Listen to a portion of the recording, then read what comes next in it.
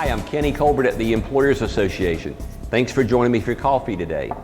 I was recently reading one of my favorite comic strips in the newspaper. It's called Blondie, but it features Dagwood Bumstead as the lead character. Dagwood was having a conversation with Elmo, one of the neighborhood kids. Elmo said, I think it's best that Abraham Lincoln lived in the times that he did rather than today. And Dagwood said, why is that?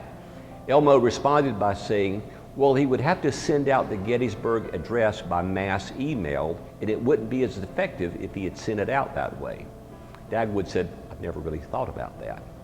Well, it brings up an interesting point. You've probably all read the Gettysburg Address. 7 years ago, our fathers brought forth on this continent a new nation conceived in liberty and dedicated to the proposition that all men are created equal. One of the most famous speeches of all time. But you've only read the words. You've never heard Abraham Lincoln delivering those words.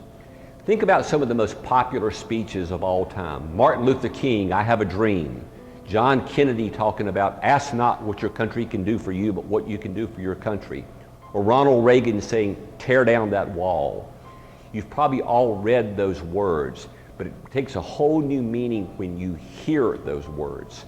Some things are just better said than written. Kind of like a marriage proposal.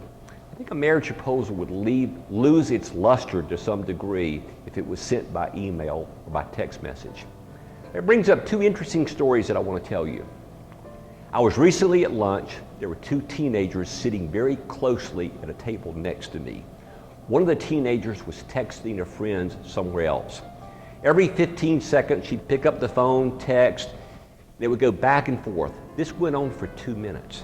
Finally, the teenager said to the other teenager, why doesn't she just tell me what she wants?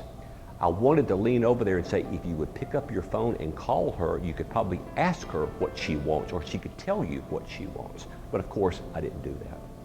My second story, my son was interviewing for a management level job with a well-known company a few months ago. He interviewed with 4 or 5 people. He said the interviews went well. A couple of days later, he got a phone call from a lady who works for the company. He had never met her. In fact, she lived in another city. And she said, I want to make sure I have the right email address because we are going to email you an offer letter. 10 minutes later, a 2-page offer letter comes in. He calls me. He said, Dad, is this the way that companies usually present an offer letter?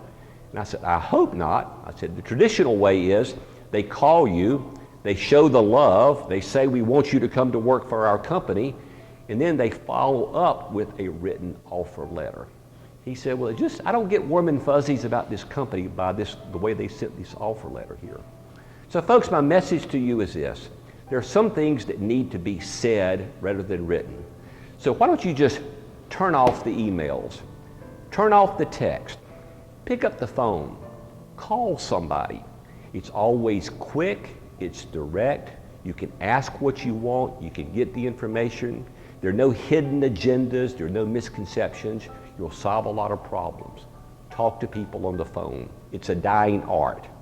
Think about it.